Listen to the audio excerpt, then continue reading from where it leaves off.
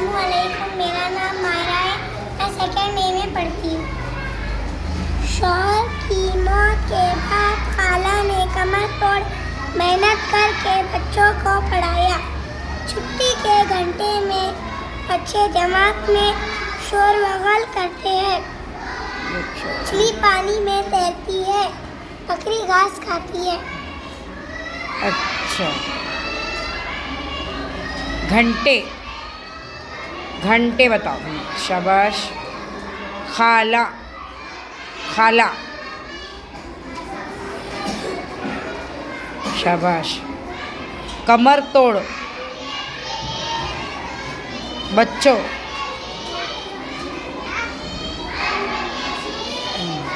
مچھلیاں، تیرتی، گھاس۔ گھاس میں کیا کیا ہے بولو؟ گھاس کا گھاس۔ شاباش۔